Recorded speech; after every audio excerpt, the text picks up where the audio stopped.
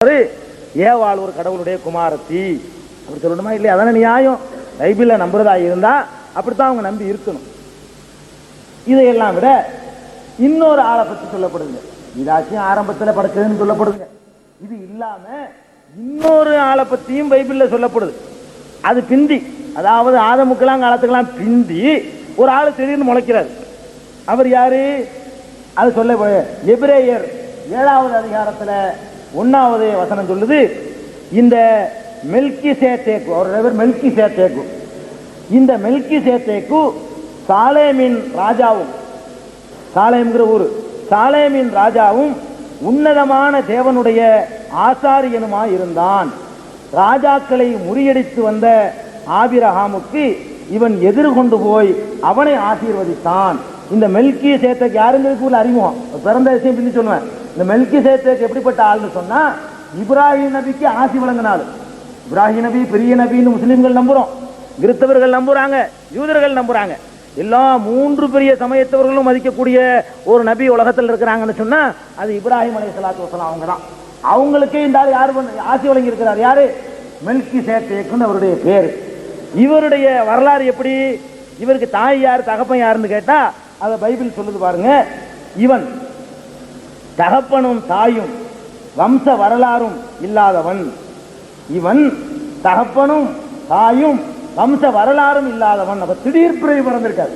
எப்படி பிறந்தாருன்னே தெரியாம, தகப்பன் இல்லாம தாய் இல்லாம ஆபிரகாமுடைய காலத்துல, இப்ராஹிம் அலைஹிஸ்ஸலாமுடைய காலத்துல திடீர்னு ஒரு பிறவி பிறந்திருக்கு. பைபிள் சொல்லு, நான் சொல்லல, பைபிள்ல சொல்லுது. திடீர்னு சொல்லி ஒரு பிறவி உருவெடுத்திருக்காரு. இவர் எப்படிப்பட்டவர் கேளுங்க. பிறந்தது மட்டுமல்ல, இவன் நாட்களின் துவக்கமும் முடிவும் உடையவனாய் இராமல், இவனுக்கு நாட்களுடைய துவக்கமும் கிடையாது முடிவும் கிடையாதுன்னு சொல்லப்படுதுங்க. இயேசுவுக்கு ஒரு துவக்கம் இருந்துச்சு. இயேசுவுக்கு ஒரு துவக்கம் இருந்துச்சு. மரியாளுக்கு முன்னாடி அவர் இருக்கல. இல்ல, மரியாளுக்கு பிறக்கிறதுக்கு முன்னாடி யார் இருக்கல? இயேசு இருக்கல. கிபி 2000 சொல்றாங்கல்ல. 2000க்கு முந்தி கிமு தானே அவங்கள சொல்றாங்களே, கிறிஸ்துவுக்கு முந்திங்கிறாங்க. அப்ப கிறிஸ்துவுக்கு முந்தி கிமு எத்தனையோ கோடிக்கணக்கான ஆண்டுகள் இருக்கு. கிபி 2000 ஆயிடுச்சு. அப்ப இந்த கிமுக்கு முன்னாடி ஒருத்தருமே இயேசு இருந்ததில்லை. அந்த வார்த்தையை காட்டுது. கிறிஸ்துவுக்கு முன், கிறிஸ்துவுக்கு பின், கிமு கிபி பிரிக்கிறாங்களா இல்லையா? அப்ப கிறிஸ்துவுக்கு முன்னு ஒரு காலம் இருக்குல்ல. இங்க இந்த மெல்கிசேதேக்குங்கிற ஆள் இருக்காருல, இந்த ஆளுக்கு என்ன கிடையாது? முன்னு கிடையாது.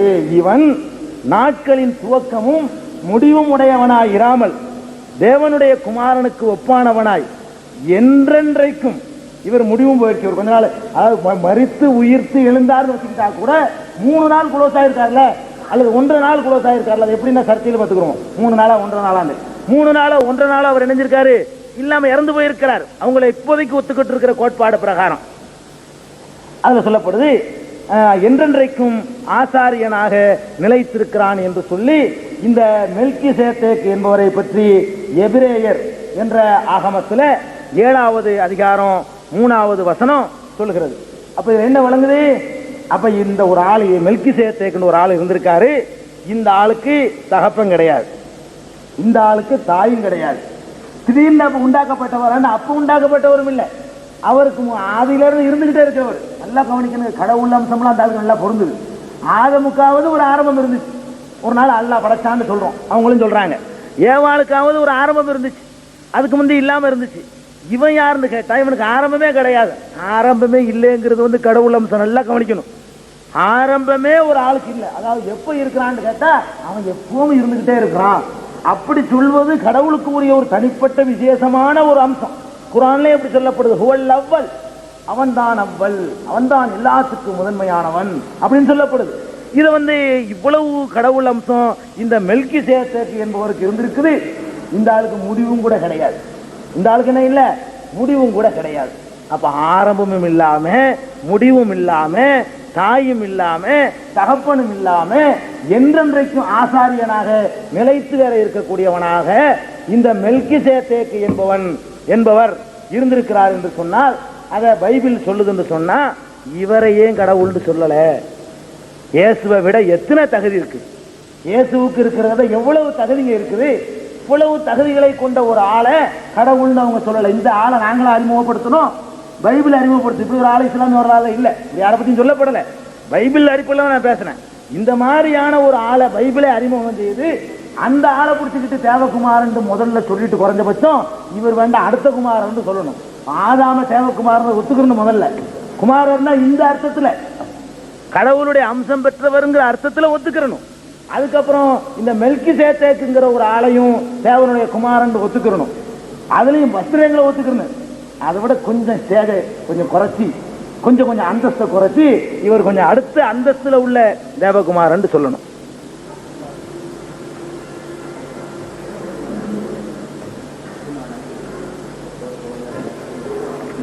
ஆக அடுத்து இன்னொன்னு, அதாவது இப்ப என்னன்னு கேட்டா சொல்லணுமா இத? அப்ப நான் சொல்லித்தேன் அவனு இருக்கு அந்த கோட்பாடு. அதுதான். சரி சரி சரி. அதுக்கப்புறம் ஈசா அலைஹிஸ்ஸலாம் அவர்கள், நான் நேற்று சொல்லுவதாக சொன்ன விஷயமும் கூட இது. ஈசா அலைஹிஸ்ஸலாம் அவர்கள் பல அற்புதங்களை செஞ்சிருக்கிறாங்க. பல அற்புதங்கள் செஞ்ச காரணத்தினால அவங்க தனித்துவம் பெற்றதாக அல்லது கடவுள் தன்மை வந்துவிட்டதாக சொன்னா அதை நம்ம பைபிள் அடிப்படையில் அலசி பார்க்கணும். ஈசா அலைஹிஸ்ஸலாம் செஞ்ச அதே அற்புதம் மட்டும் இல்ல, ஈசா அலைஹிஸ்ஸலாம் அற்புதத்தெல்லாம் தூக்கி பாக்கெட்ல வச்சுக்கிற கூடிய பேரற்புதங்கள்லாம் செய்தவர்கள் இருந்ததாக பைபிள் சொல்கிறது. ஈசா அலைஹிஸ்ஸலாம் செஞ்ச அற்புதத்தை எல்லாம் விட பெரிய பெரிய பெரிய பெரிய அற்புதங்கள் செஞ்சதாகவெல்லாம் பைபிள் பல பாத்திரங்களை அறிமுகப்படுத்தி கொண்டிருக்கிறது. அதனால ஈசா அலைஹிஸ்ஸலாத்தை இதனால ஒரு எல்லாத்தையும் மிகைத்த தீர்க்கதரிசின்னு கூட சொல்ல முடியாது.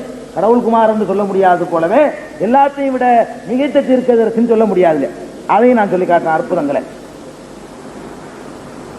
அதாவது அவங்க எந்த அடிப்படையில் சொல்றாங்க?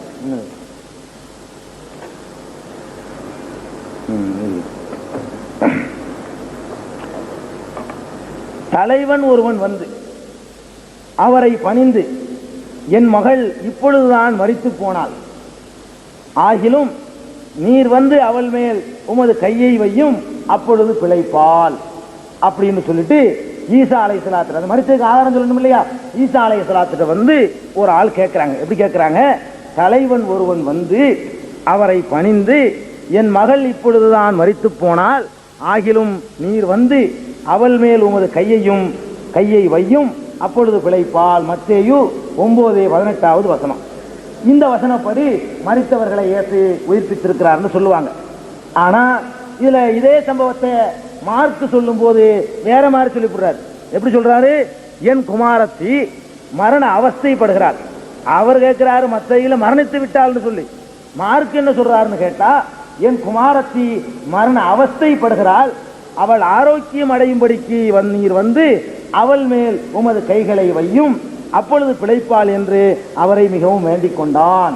அப்ப இறந்தவர்கள் அங்க சொன்னது அந்த கட்டத்தில் இருந்திருக்கிறான்னு அர்த்தம். இறந்தவர்களை உயிர்ப்பித்தாருங்கிறது கூட ஈசா அலைஹிஸ்ஸலாத்துக்கு பைபிள்ல இருந்து சொல்ல முடியாம கிடக்குது.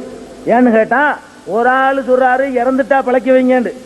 அதே சம்பவத்தை, அதே ஆளை பற்றிய சம்பவத்தையே மார்க்கு சொல்லும் போது என்ன சொல்றாருன்னு கேட்டா, மரணிக்கல, மரண அவஸ்தைப்படுகிறாள், என் குமாரத்தி மரண அவஸ்தைப்படுகிறாள், அவள் ஆரோக்கியம் அடையும்படிக்கு நீர் வந்து அவள் மேல் உமது கைகளை வையும், அப்பொழுது பிழைப்பாள் என்று அவரை வேண்டிக் கொண்டாள். மரணம் அடையவில்லைன்னு தெரியுது, மரண அவஸ்தைப்பட்டது. மரண அவஸ்தையவே மரணம்னு சொல்றது உண்டு உலகத்துல. தினம் செத்து பொழைக்கிறேன், செத்து இப்படி பொழைக்கிறது, அந்த அளவுக்கு அவஸ்தைப்படுறேன்னு அர்த்தம். அந்த அர்த்தம் தான் வச்சுக்கிற முடியும். செத்தேன்னு சொன்ன அர்த்தம் இதோட செத்தாம்போம். ஒரு விஷயத்துல ஒருத்தன் தோத்து போயிட்டான்னா இதோட செத்தா போயிட்டான். செத்து போவது என்பதற்கு பல அர்த்தங்கள் இருக்கு. அந்த மாதிரி அர்த்தம் என்ன இன்னொரு வசனம் தெளிவா வர்றதுனால மரண அவஸ்தைப்படுகிறாள். ஆக ஈசா அலைஹிஸ்ஸலாம் இறந்தவர்களை உயிர்ப்பித்தார்கள் என்பதாக கூட பைபிள்ல இருந்து காட்டாம ஒத்துக்குறோம் குர்ஆன்ல இருக்கிறதுனால. இன்னும் சொல்ல போனா இதையெல்லாம் கேட்டபடி ஈசா அலைஹிஸ்ஸலாம் அந்த பெண்ணை பார்க்க போறாங்க. யார் மரித்ததாக அல்லது மரண அவஸ்தைப்படுவதாக இருக்கிறார்களோ அந்த பெண்ணை போய் பார்க்கும்போது உள்ளே பிரவேசித்து, நீங்கள் சந்தடி பண்ணி அழுகிறது என்ன கேட்கிறாங்க.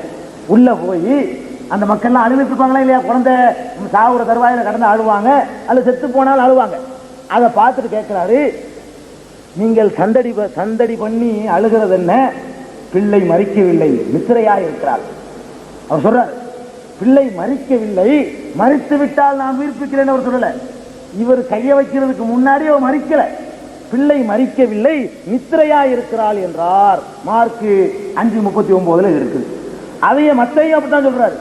மரித்ததாக சொன்ன மத்தேயும் கூட அதுக்கு பிறகு எப்படி சொல்றாருன்னு கேட்டா, விலகுங்கள், இந்த சிறுவன் மரிக்கவில்லை, நித்திரையா இருக்கிறாள் என்றார். மத்தேயு 9:24.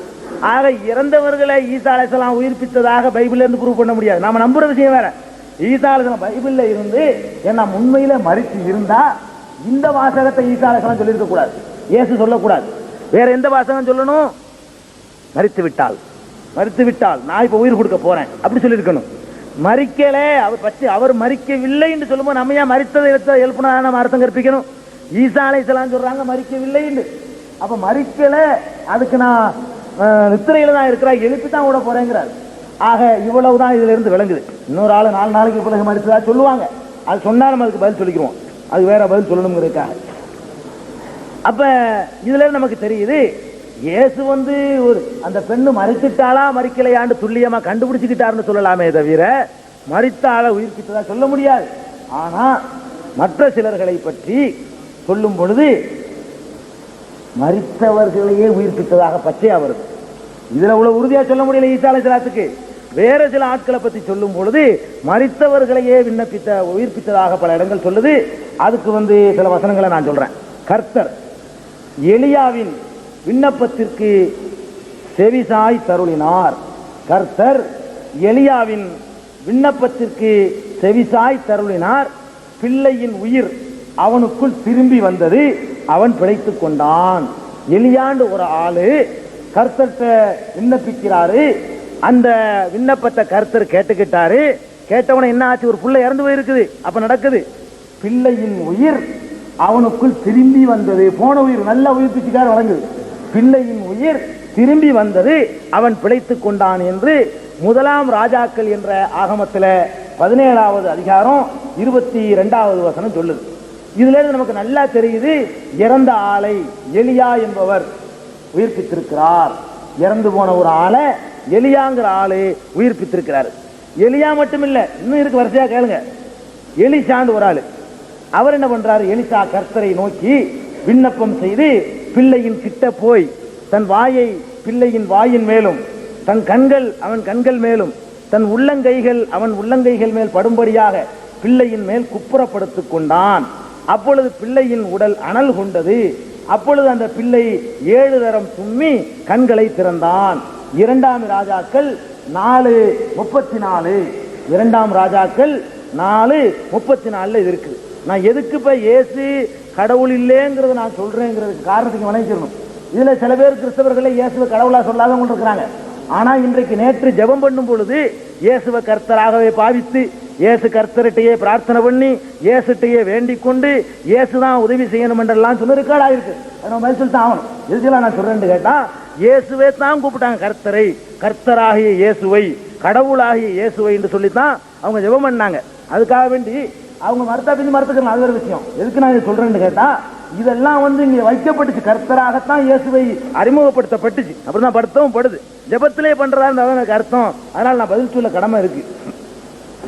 அப்ப கர்த்தரை நோக்கி விண்ணப்பம் செய்து பிள்ளையின் கிட்ட போய் தன் பிள்ளையின் வாயின் மேலும், தன் கண்கள் அவன் கண்கள் மேலும், தன் உள்ளங்கைகள் அவன் உள்ளங்கைகள் மேல் படும்படியாக பிள்ளையின் மேல் குப்புறப்படுத்திக் கொண்டான். அப்பொழுது பிள்ளையின் உடல் அனல் கொண்டது. அப்பொழுது அந்த பிள்ளை 7 தரம் தும்மி தன் கண்களை திறந்தான்.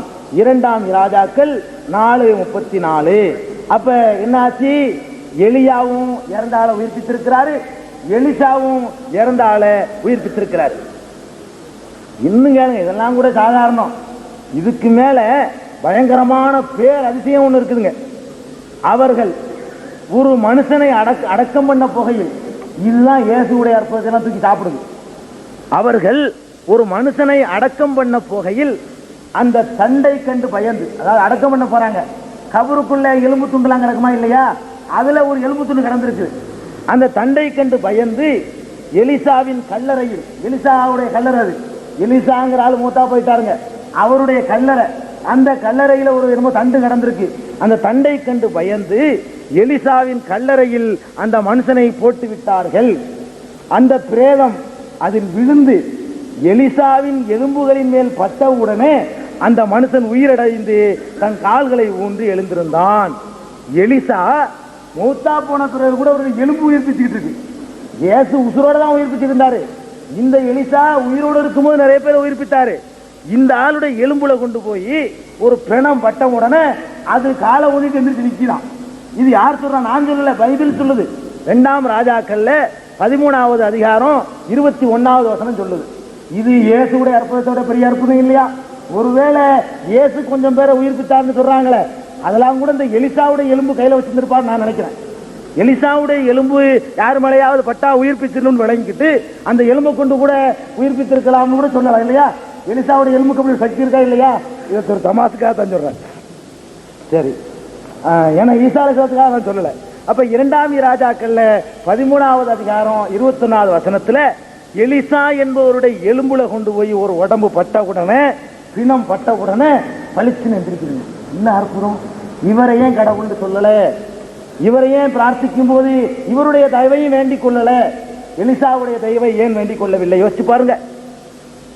அது போகட்டும். ஈசா அலைஹிஸ்ஸலாம் 5 ரொட்டு துண்டுகளையும் 2 மீனையும் வச்சுக்கிட்டு 10,000 பேருக்கு உணவு கொடுத்திருக்கிறார் என்றெல்லாம் பைபிள் சொல்லுது. 5 ரொட்டி துண்டு 2 மீன் துண்டையும் வச்சுக்கிட்டு பல ஆயிரக்கணக்கான மக்களுக்கு உணவு கொடுத்ததாக எல்லாம் வருது. அது நம்ம ஒத்துக்கிறோம், அது ஒன்றும் பிரச்சனை இல்லை. அவங்க இருக்குது. ஈசாலை இதெல்லாம் நபிமார்கள் செய்யலாம், அல்ல நான் செய்யலாம்னு நம்ம நம்புறோம். அது நம்பிக்கை அடிப்படையை பொறுத்தது. இதனால கடவுள்னு சொல்ல முடியுமா அப்படின்னு சொன்னா, மேல உள்ள எலும்புப்புகள் எலிசா இருக்காங்களா இல்லையா, அவங்கள்ட்ட அதை பத்தி ஒரு செய்தி வருது. எலிசாவிடம் வார்கோதுமையின் 20 அப்பங்களும், எலிசாவிடத்திலே, எலிசாண்டா ஏற்கனவே சொன்ன ஆளு, எலிசாவிடத்திலே வார்கோதுமையின் 20 அப்பங்களும் கதிர்களும் ஒரு சாக்கில் கொண்டு வரப்பட்டது. அப்பொழுது எலிசா ஜனங்களுக்கு சாப்பிடக்கூடு என்றான். அவன் வேலைக்காரன், இதை நான் 100 பேர்களுக்கு பரிமாறுவது எப்படி என்றான். நம்பர் குறைத நீங்க கேட்க வேணாம், பின்னாடி வருது அதிசயம். அவன் வேலைக்காரன், இதை நான் 100 பேர்களுக்கு பரிமாறுவது எப்படி என்றான். அதற்கு அவன், அதை ஜனங்களுக்கு சாப்பிடக்கூடு, சாப்பிட்ட பிற்பாடு இன்னும் மீதி இருக்கும் என்று கர்த்தர் சொல்கிறார் என்றான். அப்படியே அவர்களுக்கு பரிமாறினான். கர்த்தருடைய வார்த்தையின்படியே அவர்கள் சாப்பிட்டது போக மீதியும் இருந்தது அப்படின்னு சொல்லி, அதாவது கொஞ்சோண்டு வார்கோதுமையை கொண்டு வந்து 100 பேருக்கு பரிமாறிட்டு அதுக்கு பிறகு என்ன இருக்கு, மீதியும் இருந்திருக்கு. மீதி மாத்திரம் இல்ல, அது எவ்வளவு நாளைக்கு இருந்திருக்குன்னு பாருங்க. இன்னும் எலிசா அவளை நோக்கி, நான் உனக்கு என்ன செய்ய வேண்டும்? வீட்டில் உன்னிடத்தில் என்ன இருக்கிறது சொல் என்றான். அதற்கு அவள், ஒரு குடம் எண்ணெய் அல்லாமல் உமது அடியாளுடைய வீட்டில் வேறொன்றும் இல்லை என்றாள். அப்பொழுது அவன், நீ போய் உன்னுடைய அயல் வீட்டுக்காரர் எல்லோரிடத்திலும் அநேகம் வெறும் பாத்திரங்களை கேட்டு வாங்கி உள்ளே போய் உன் பிள்ளைகளுடன் உள்ளே நின்று கதவை பூட்டி அந்த பாத்திரங்கள் எல்லாவற்றிலும் வார்த்து நிறைந்ததை பக்கத்தில் வை என்றான். ஒரு குடம் என்ன இருக்குங்கிற அந்த பொம்பளை, உன் அண்டை அயல்ல எத்தனை பேர் இருக்காங்களோ அவ்வளவு பேர் வீட்டுல போய் எம்டி பாத்திரமா வாங்கிட்டு வா. அந்த பாத்திரங்கள் எல்லாம் வாங்கி போன அடிக்கிட்டு இந்த ஒரு பாத்திரத்துல உள்ள எண்ணெயை ஊத்து, அதுல ஒண்ணுலையா ஊத்து, எல்லாம் நிறைஞ்சு போயிரும் அப்படின்றாரு.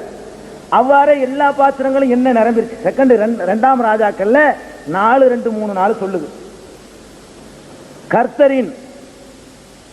கர்த்தர் தேசத்தின் மேல் மழையை கட்டளையிடும் நாள் மட்டும் பானையின் மாவு செலவழிந்து போகவும் இல்லை, கலசத்தின் எண்ணெய் குறைந்து போவதும் இல்லை என்று இஸ்ரவேலின் தேவனாகிய கர்த்தர் சொல்கிறார். இது ஈசா அலைஹிஸ்ஸலாம் சாப்பிட கொடுத்தது அன்னையோட முடிஞ்சு போச்சு. எல்லாத்தையும் சாப்பிட கொடுத்தாங்க, முடிஞ்சு போச்சு.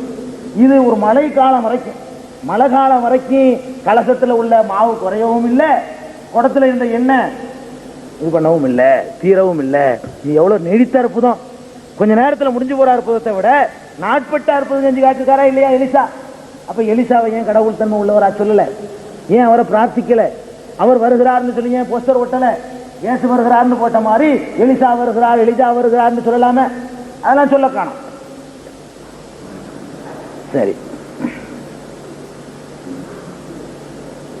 இதுல இன்னொரு முக்கியமான ஒரு விஷயத்தை கவனிக்கணும். 5 அப்பத்துல இவ்வளவு பெரிய அதிசயம்லாம் நிகழ்த்தியதாக ஈசா அலைஹிஸ்ஸலாத்தை சொல்றாங்க. இப்படியெல்லாம் அதிசய நிகழ்த்திய ஈசா அலைஹிஸ்ஸலாத்தினுடைய இன்னொரு கோணத்தை நம்ம பார்க்கிறோம். அவருக்கு பசி வரும்போது அதை நீக்கிக்கிற முடியல. அவருக்கு பசி வந்துச்சு, அந்த நேரத்தில் அவருக்கு நீக்கிக் கொள்ள முடியல என்றும் பைபிள் சொல்கிறது, நான் சொல்லல. பாருங்க, அதை சொல்றாரு.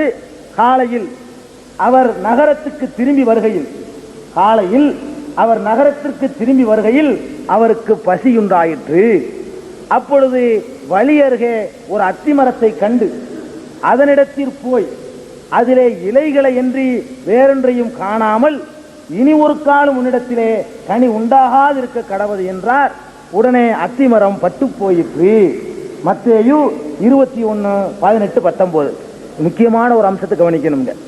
பொதுவா இந்த மரங்கள்லாம் கனி தருவது இயற்கை, அதான் அதனுடைய இயற்கை. இயற்கை பிரகாரம் அத்திமரத்தில் கனி தர்றது பெரிய ஆச்சரியம் ஒன்றும் இல்லை. இயற்கையாக அந்த இடத்துல கனி இருக்க வேண்டிய கனி அங்க இல்ல. கனி இருக்கக்கூடிய காலத்துல அவர் போயும் இருக்கணும், இல்லாட்டி அந்த நேரத்தில் போக மாட்டார்ல.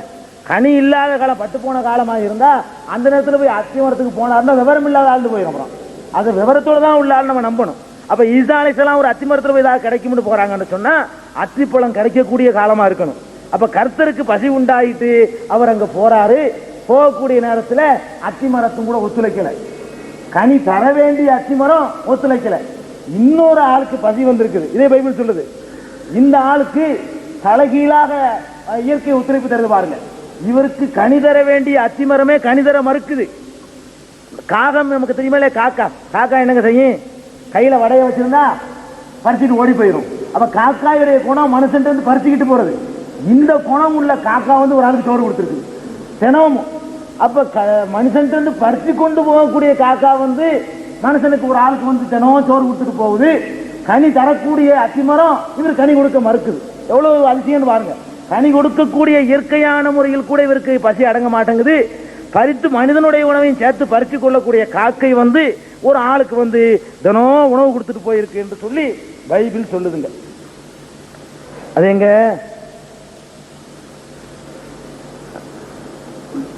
காகங்கள் அவனுக்கு, எலியாவுக்கு முதல் நாள் தான் காகங்கள் அவனுக்கு. ஏன் ஒரு ஆளை நான் குறிப்பிட்டு சொல்றேன் கேட்டா, ஒவ்வொரு அற்புதத்துக்கும் வெவ்வேறு ஆளை காட்டினா எல்லாம் சேர்ந்து செஞ்சாங்களான்னு கேட்டுருவாங்க. நான் எலிசாண்டு எல்லாத்தையும் கொண்டு வர்றது காரணம், நிறைய பேர் செஞ்சிருக்கிறாங்க அற்புதம். இது வந்து அவர் உயிர்ப்பிச்சாரு, இவர் அதை செஞ்சாரு, இவர் செஞ்சு ஹோல்சேலா எல்லாம் செஞ்சிருக்காங்களான்னு கேட்கக்கூடாது. அதுக்கு தான் ஈசா அலைஹிஸ்ஸலாம் செஞ்ச அவ்வளவு அற்புதத்தையும் இந்த எலிசாவே செஞ்சிருக்கிறாங்க. அவ்வளவு அதுக்காகத்தான் நான் சொல்லிட்டு வரேன், அவரு கூடவே செஞ்சிருக்கிறாங்க. காகங்கள் அவனுக்கு, எலியாவுக்கு, அவனுக்குங்கிறது எலியாவுக்கு நாங்க இல்ல, அவனுக்குண்டா முன்னாடி வசனத்தை படிச்சா எலியாவை பத்தி சொல்லப்படுது. காகங்கள் அவனுக்கு காலையில் அப்பமும் இறைச்சியும் கொண்டு வந்தன. காலையில காகம் தினமும் காலையில் அப்பமும் இறைச்சியும் கொண்டு வந்தன, மாலையிலும் அப்பமும் இறைச்சியும் கொண்டு வந்தன. காகத்திற்கு அந்த நீரோடையின் தண்ணீரை குடித்து வந்தான்.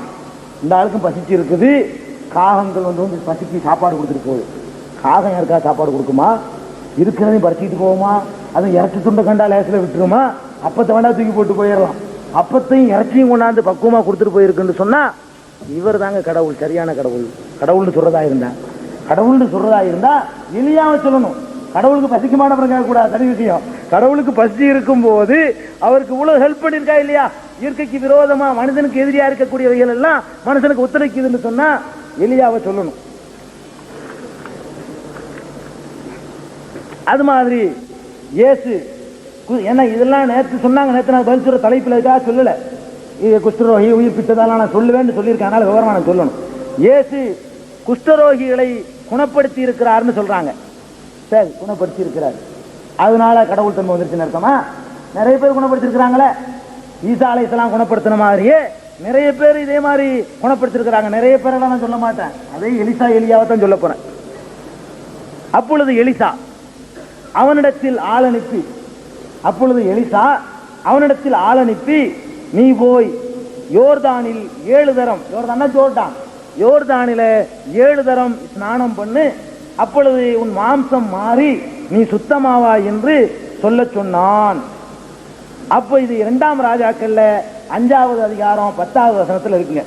அப்பொழுது அவன் இறங்கி தேவனுடைய மனுஷன் வார்த்தையின்படியே யோர்தானில் 7 தரம் முழுகின போது அவன் மாம்சம் ஒரு சிறுபிள்ளையின் மாம்சத்தை போல் மாறி அவன் சுத்தமானான். என்ன நோயின்னு உங்களுக்கு தெரியலேன்னு கேட்கலாம். இதுக்கு முன்னுள்ள வசனங்கள்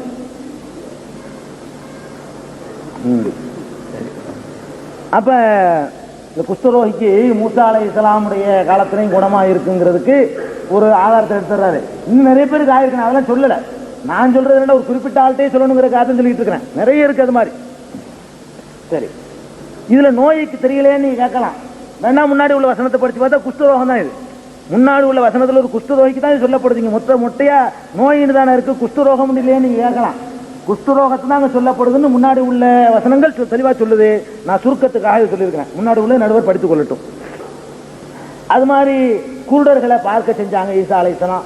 சரி, பார்க்க செஞ்சா என்ன அல்லாஹ் அனுமதிக்கும் போது பார்க்க செஞ்சாங்க. இதுல ஒண்ணு தெய்வீக அம்சம் வந்துடாது. எத்தனை பேர் செஞ்சிருக்கிறாங்க, நம்ம அப்படிதான் பல பேரையும் நம்பிக்கிட்டு இருக்கோம். தெய்வம் வேற, இவங்க எல்லாம் வேற அப்படின்னு. இதே காரியத்தை ஈசா அலைஹிஸ்ஸலாம் செஞ்ச மாதிரியே நிறைய பேர் செஞ்சிருக்கிறாங்க. நிறைய பேர் தான் நம்ம சொல்ல மாட்டோமே, அவங்க ரெண்டு பேருக்குள்ளே சுத்தி சுத்தி வருவோம். அப்பொழுது எலிசா விண்ணப்பம் செய்து, கர்த்தாவே இவன் பார்க்கும்படி இவன் கண்களை திறந்தருளும் என்றான். அப்ப குருடன் தானே வந்திருக்கான். இவன் பார்க்கும்படி இவன் கண்களை திறந்தருளும் என்றான். கர்த்தர் அந்த வேலைக்காரனின் கண்களை திறந்தார். 2 ராஜாக்கள்ல 6வது அதிகாரம் 17வது வசனம் சொல்லுது. அவர்கள் சமாரியாவுக்குள் வந்தபோது, அது ஒரு ஊரு, சமாரியாவுக்குள் வந்தபோது எலிசா, கர்த்தாவே அவர்கள் பார்க்கும்படி இவர்கள் கண்களை, நிறைய பேர் இப்ப ஒரு ஆள் தானே சொல்லிடக்கூடாது, அதுக்காக இன்னொரு வசனம், ஒரு ஆள் தானே குணப்படுத்தினான்னு கேட்கக்கூடாதுங்கிறதுக்காக வேண்டி ஒரு கூட்டம் இங்க. அவர்கள் சமாரியாவுக்குள் வந்தபோது எலிசா, கர்த்தாவே இவர்கள் பார்க்கும்படி இவர்கள் கண்களை திறந்தருளும் என்று வேண்டிக் கொண்டான். அப்படியே கர்த்தர் அவர்கள் கண்களை திறந்தருளினால் அவர்கள் கண்விழித்து பார்த்தபோது தாங்கள் சமாரியாவின் நடுவே இருக்க கண்டார்கள். என்ன, கண்ணுக்கு பார்வை கொடுத்தாச்சு. இதெல்லாம் கடவுள் அம்சம் இல்லைங்க. அப்ப இவரையெல்லாம் கடவுள்னு சொல்லிட்டு அவரையும் சொல்லுங்க, அதுதான் நியாயமா இருக்கும். இவரையெல்லாம் பிரார்த்திச்சுட்டு, இவரையெல்லாம் ஜெபம் பண்ணிட்டு, இவரையெல்லாம் கூப்பிட்டுட்டு, இவரையெல்லாம் தொழுதுட்டு அப்புறமேல இயேசுவையும் தொழுதா இதையாவது நம்புறாங்கன்னு அர்த்தம். அப்ப இதுக்கெல்லாம் என்ன அர்த்தம் கொடுக்குறோம்?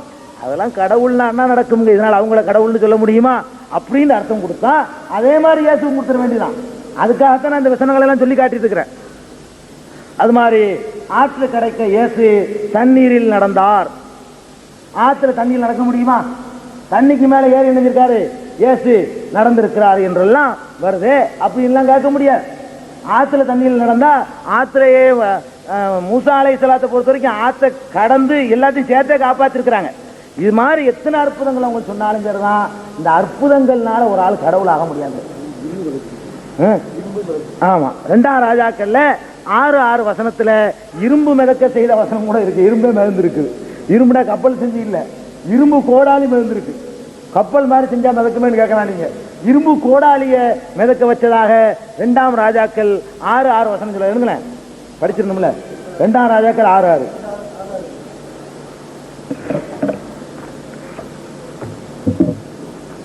தேவனுடைய மனுஷன் அது எங்கே விழுந்தது என்று கேட்டான். அவன் அந்த இடத்தை காண்பித்த போது ஒரு கொம்பை வெட்டி அதை அங்கே எரிந்து அந்த இரும்பை மிதக்க பண்ணி, அந்த இரும்பை கோடாலி உள்ள போச்சுங்க, அது மிதக்க பண்றாரு. அப்ப மனுஷனே இருந்துச்சு தண்ணியில் நடக்கிறத விட மனுஷனாச்சு தண்ணியில தம் கட்டி கூட நிக்கலாம், உள்ள போகாம. இரும்பு தம் கட்டிலாம் நிக்க முடியாது, இரும்புலாம் மிதந்துதான் இருக்கு. இப்படி எல்லாம் அற்புதங்களை அடிப்படையாக கொண்டுக்கிட்டலாம் ஒரு ஆளை கடவுள் அம்சம் பொருந்தியவராக சொல்ல முடியாது. அதுலயும் போக ஈசா அலைஹிஸ்ஸலாம் நிறைய அற்புதம் செஞ்சாங்கல்ல. இந்த அற்புதங்களை செஞ்சுட்டு, இது முக்கியமான அம்சங்க, இந்த அற்புதங்களை எல்லாம் செஞ்சுட்டு அவங்க என்ன சொன்னாங்க? குர்ஆன் சொல்லுது அல்லாஹ்வுடைய அனுமதியை கொண்டு செஞ்சதாக சொன்னதாக. அதை விட்டுருவோம், பைபிள்லயே நம்ம எடுப்போம். இந்த அற்புதங்களை எல்லாம் செஞ்சுட்டு ஈசா அலைஹிஸ்ஸலாம் என்ன சொன்னாங்க? நான் சுயமாய் ஒன்றும் செய்கிறதில்லை. அவங்க சொல்றாங்க, நான் சுயமாய் ஒன்றும் செய்கிறதில்லை, நான் கேட்கிறபடியே நியாயம் தீர்க்கிறேன். எனக்கு சித்தமானதை நான் தேடாமல் என்னை அனுப்பின பிதாவுக்கு சித்தமானதையே நான் தேடுகிறபடியால் என் தீர்ப்பு நீதியாக இருக்கிறது. நான் சுயமா ஒன்றும் செய்யறது, அதனாலதான் அவருக்கு நினைச்சதெல்லாம் கைகூட முடியல. சுயமா செய்யறதா இருந்தா அத்தி மரத்தை காட்சி தொங்கிருக்கணுமா இல்லையா? போகும்போதே கடவுள் எப்ப என்ன நடக்கும்னு நாடுறாரோ அப்பத்தான் எனக்கு ஏதாவது செய்ய முடியுமே தவிர சுயமா நான் ஒன்றும் செய்யறது இல்லை. அது மாதிரி அவங்க சொல்றாங்க. நான் இது யோவான் 5:30. இப்ப நான் சொன்ன வசனம் யோவான்ல 5:30, 5வது அதிகாரம் 30வது வசனத்துல இருக்குது. நான் தேவனுடைய விரலினாலே பிசாசுகளை துரத்துகிறபடியால், நானா செய்யணும் தேவனுடைய விரலினால், விரல்ங்கிற வல்லமைக்கு சொல்லப்படும் பொதுவாகவே, தேவனுடைய விரலினாலே பிசாசுகளை துரத்துகிறபடியால் தேவனுடைய ராஜ்யம் உங்களிடத்திலே வந்திருக்கிறது அப்படிங்கிறாரு. அந்நாளில் ஈசா அலைஹிஸ்ஸலாம் சொல்றாங்க, அந்நாளில் அநேகர் என்னை நோக்கி கர்த்தாவே கர்த்தாவே உமது நாமத்தினாலே தீர்க்க தரிசனம் உரைத்தோம் அல்லவா, உமது நாமத்தினாலே பிசாசுகளை துரத்தினோம் அல்லவா, உமது நாமத்தினாலே அநேக அற்புதங்களை செய்தோம் அல்லவா என்பார்கள். என்னை நோக்கி ஈசா அலைஹிஸ்ஸலாம் சொல்றாங்க, மறுமையில அந்நாளில் அநேகர் என்னை நோக்கி கர்த்தாவே கர்த்தாவே உமது நாமத்தினாலே தீர்க்க தரிசனம் உரைத்தோம் அல்லவா, உமது நாமத்தினாலே பிசாசுகளை துரத்தினோம் அல்லவா, உமது நாமத்தினாலே அநேக அற்புதங்களை செய்தோம் அல்லவா என்பார்கள். அப்பொழுது நான் ஒரு காலம் உங்களை நான் அறியவில்லை, அக்கிரம செய்கைக்காரரே என்னை விட்டு அகன்று போங்கள் என்று அவர்களுக்கு சொல்லுவேன். மறுமை நாளில் கைவிட்டுருவேங்கிறாங்க ஈசா அலைஹிஸ்ஸலாம். ஈசாவை ஜெபிச்சு விட்டு ஈசாவை வாங்க ஈசாவை காப்பாத்துங்கன்னு சொல்றாங்களே, இந்த ஆட்களுக்கு ஈசா அலைஹிஸ்ஸலாம் மறுமையில சொல்லக்கூடிய பதில் குர்ஆன்லயே அல்லாஹ் சொல்லி காட்டுறான். குர்ஆன்லயும் இருக்கு நம்பர்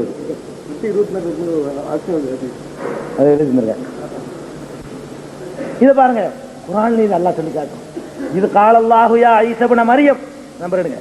இது கால அல்லாஹு யா ஈஸா இப்னு மரியம் அந்த குல்த லின்னாஸி இத்தகிதுனி வ உம்மி இலாஹைனி மின் தூனில்லாஹ், ஈசாவே நீதான் இந்த மக்களுக்கெல்லாம் என்னையும் என் தாயையும் கடவுளுக்கு தன்மை பெற்றவராக ஆக்கி விடுங்கள் என்று சொன்னாயா அப்படின்னு கேட்கும்போது அப்ப அவங்க சொல்லுவாங்க, சுப்ஹானக, இது என்ன ஆச்சரியமா இருக்கு, மாக்குல் துலகும் இல்லாம அமர்த்தனி பிஹி, எனக்கு நீ உத்தரவிட்டதை தவிர நான் ஒன்னும் சொல்லலையே. அந்த ஆயத்தெடுத்தீங்களா? சரி, அது வருது, அது வருது. அப்ப எனக்கு உத்தரவிட்டதை தவிர நான் ஒன்னும் செய்யலையே. அனைவதுவா அல்லாஹ்வை வணங்குங்கள் என்று தானே சொன்னேன், என்னை வணங்க சொல்லலையேன்னு சொல்லி ஈசா அலைஹிஸ்ஸலாம் சொல்லுவாங்கன்னு குர்ஆனும் சொல்லுது, பைபிளும் சொல்லுது. அந்நாளை நல்லா கவனிக்கணும். எடுத்துட்டியா? சரி, 5:116 தர்ஜுமா தாங்க. அந்த வசனத்தை குர்ஆன்ல இருந்து நான் படிக்கணும் ஒரு பொருத்தத்துக்காக வேண்டி. இன்னும் இது அங்க குறிப்புல இல்ல. இன்னும் மரியமுடைய மகன் ஈசாவே, 5:116, மரியமுடைய மகன் ஈசாவே அல்லாஹுவை என்று என்னையும் என் தாயாரையும் இரு கடவுள்களாக ஆக்கிக் கொள்ளுங்கள் என்று மனிதர்களிடம் நீர் கூறினீரா என்று அல்லாஹ் கேட்கும் போது அவர், நீ மிகவும் தூய்மையானவன், எனக்கு உரிமையில்லாத ஒன்றை நான் சொல்வதற்கு இல்லை, அவ்வாறு நான் கூறியிருந்தால் அதை நீ நிச்சயமாக அறிந்திருப்பாய், என் மனத்தில் உள்ளதை நீ அறிகிறாய், உன் உள்ளத்தில் இருப்பதை நான் அறிய மாட்டேன், நிச்சயமாக நீயே மறைவானவற்றை எல்லாம் நன்கு அறிபவன் என்று அவர் கூறுவார். ஈசா அலைஹிஸ்ஸலாம் மறுமையில என்ன சொல்லுவாங்கன்னு குர்ஆன் சொல்லுது. குர்ஆன் அவங்க நம்பாட்டி பைபிள் சொல்லுது. என்ன சொல்லுது? அந்நாளில் அநேகர், இன்னொரு தடவை முக்கியமான ஆயத்து, அதனால் திருப்பி படிக்கிறேன். அந்நாளில் அநேகர் என்னை நோக்கி கர்த்தாவே கர்த்தாவே உமது நாமத்தினாலே தீர்க்க தரிசனம் உரைத்தோம் அல்லவா, உமது நாமத்தினாலே பிசாசுகளை துரத்தினோம் அல்லவா, உமது நாமத்தினாலே அநேக அற்புதங்களை செய்தோம் அல்லவா என்பார்கள். அப்பொழுது நான் ஒரு காலம் உங்களை நான் அறியவில்லை, அக்கிரம செய்கைக்காரரே என்னை விட்டு அகன்று போங்கள் என்று அவர்களுக்கு சொல்லுவேன். மத்தேயு 7:22-23, பரலோகத்தில் இருக்கிற என் பிதாவின் சித்தத்தின்படி செய்கிறவனே பரலோக ராஜ்யத்தில் பிரவேசிப்பானே அல்லாமல் என்னை நோக்கி கர்த்தாவே கர்த்தாவே என்று சொல்லுகிறவன் அதில் பிரவேசிப்பது இல்லை. மத்தேயு 7:21, ஈசா அலைஹிஸ்ஸலாம் சொல்றாங்க, பரலோகத்தில் இருக்கிற என் பிதாவின் சித்தத்தின்படி செய்கிறவனே பரலோக ராஜ்யத்திலே பிரவேசிப்பானே அல்லாமல் என்னை நோக்கி கர்த்தாவே கர்த்தாவே என்று சொல்லுகிறவன் அதில் பிரவேசிப்பது இல்லை. மத்தேயு 7:21. இப்படி ஏராளமான அற்புதங்களை அவங்க செஞ்சாலும் கூட தன்னை யாருன்னு அடையாளம் காட்டாங்க. ஆனா நான் கர்த்தம் இல்லப்பா, நான் இறைவன் நினைக்கும் போது செய்வேன், பிதாவுடைய சித்தத்தின்படி செய்வேன், இல்லாட்டி செய்ய முடியாது. எனக்கே கடவுள் அம்சம் கொடுத்தீங்கன்னா மறுமையில காலவாரி விட்டுருவேன், ஜாக்கிரதையா இருந்துக்கிறங்க சரிக்கிறாங்க. அது மாத்திரமில்ல, ஈசா அலைஹிஸ்ஸலாம் நினைச்ச நேரத்துல எல்லாம் அற்புதம் செய்யல, கடவுள் சித்தப்படித்தான் செஞ்சார் என்பதற்கு இன்னும் பல வசனங்கள் நமக்கு சான்றா இருக்கு பைபிள்ல இருந்த. பாருங்க, அங்கே அவர் சில நோயாளிகளின் மேல் கைகளை வைத்து அவர்களை குணமாக்கினதே என்று வேறொரு அற்புதமும் செய்யக்கூடாமல் அவர்களுடைய அவிசுவாசத்தை குறித்து ஆச்சரியப்பட்டு கிராமங்களிலே சுற்றி திரிந்து உபதேசம் பண்ணினார்.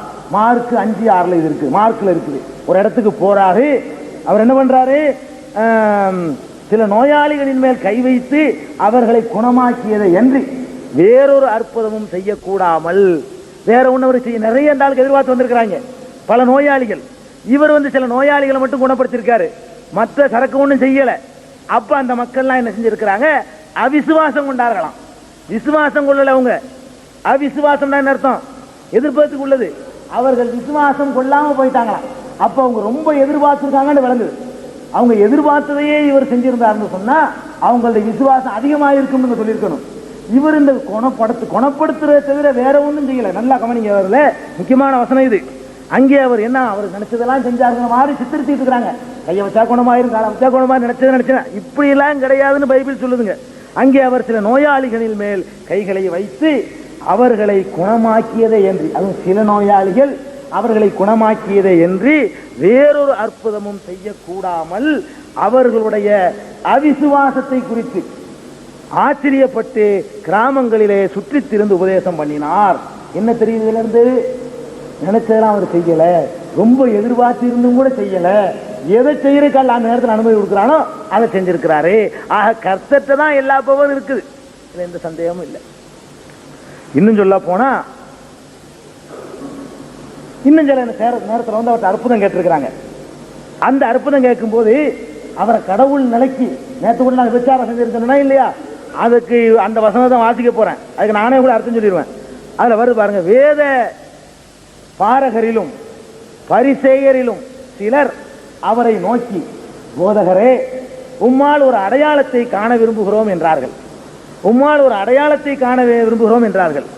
அவர்களுக்கு அவர் பிரதியுத்தரமாக, இந்த பொல்லாத விபச்சார சந்ததியார் அடையாளத்தை தேடுகிறார்கள் என்றார். கோபம் வருது. என்னமோ என் கையில் வச்சுக்கிற மாதிரி கேட்கறீங்கன்னு கோபப்படுறாருங்க. இதுல இந்த இவ்வளவு கடுமையான வார்த்தை, இந்த விபச்சார சந்ததின்னு ஒரு ஆள் பயன்படுத்துதா இருந்தா உச்சகட்டமான கோபத்தெல்லாம் பயன்படுத்தி இருக்கணும். அப்ப அற்புதத்தை போய் அவற்றை கேட்டோன்னு கோபம் வருது, கடவுள் மாதிரி ஆக்கிவிட்டாங்க. அதுதான் கோபம் இந்த பொல்லாத விபச்சார சந்ததியார் என்கிட்ட அற்புதத்தை தேடுறாங்களேன்னு சொல்லி கோபப்படுறாரு. செஞ்சு காட்ட வேண்டியதானே. அப்ப நினைச்ச நேரத்துல எல்லாம் நினைச்சது செய்யலைங்கிறதுக்கு பைபிள் சாட்சி சொல்லிட்டு இருக்கிறது. மத்தேயுல 12வது அதிகாரம் 38, 39வது வசனம் தெளிவா சொல்லுது. இன்னும் சொல்ல போனா அற்புதம் செய்யறதுங்கிறது ஒரு கடவுள் தன்மைக்கு மட்டுமில்ல, தீர்க்கதரிசின்னு சொல்றதுக்கு கூட பெரிய அத்தாட்சி ஒன்றும் கிடையாதுங்க. ஏன் தெரியுமா, கள்ள தீர்க்கதரிசியும் அற்புதம் செய்யலாம்னு ஏசு சொல்றாரு. நல்லவரை விட்டுருவோம், இவங்கெல்லாம் எலிசா இதெல்லாம் வச்சிருவோம். கள்ள ஃப்ராடு கேஸ் கூட என்ன செய்ய முடியும், அற்புதம் செய்ய முடியும், 6 பேரை உயிராக்க முடியும்னு சொல்றாரு.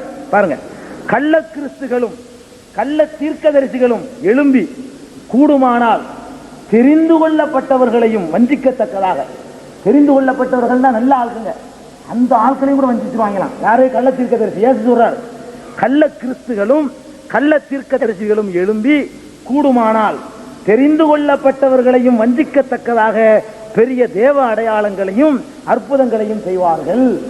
கள்ள கிறிஸ்துவும் அற்புதம் செய்வான். அற்புதத்தை பார்த்து ஏமாந்துடாத. குருடனை குணமாக்கினேன், செவடனை கேட்க வச்சேன், முடவனை நடக்க வச்சேன், இதெல்லாம் செஞ்சதுனால ஒருத்தனுக்கு தெய்வீகாம்சம் கிடையாதுன்னு சொல்லி ஈசா அலைஹிஸ்ஸலாம் எச்சரிக்கிறாங்க. இப்படியெல்லாம் குருடர் பார்க்கிறார்கள், கூணர் நிமிர்கிறார்கள் சொன்னா இதையெல்லாம் நம்பாதேங்கிறாங்க. இது அல்ல அளவுகோல், அற்புதம் இல்ல அளவுகோல் சொல்லி தர்றாங்க ஈசா அலைஹிஸ்ஸலாம். ஈசா அலைஹிஸ்ஸலாத்தை மதிக்கிறதா இருந்தா இதை மதிக்கணும். அவங்களுடைய போதனையில எச்சரிக்கையா இருக்கணும். எவ்வளவு தெளிவா சொல்றாங்க பாருங்க. கள்ள கிறிஸ்துகளும் கள்ள தீர்க்கதரிசிகளும் எழும்பி கூடுமானால் தெரிந்து கொள்ளப்பட்டவர்களை, சாதாரண ஆட்கள் இருக்க மாட்டான், நல்ல தெரிந்து கொள்ளப்பட்டவர்களையும் கூட வஞ்சிக்கத்தக்கதாக பெரிய அடையாளங்களையும் அற்புதங்களையும் செய்வார்கள் என்று மத்தேயு 24 வசனம் சொல்லுது.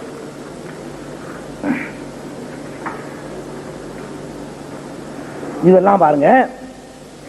இன்னொருத்தர்,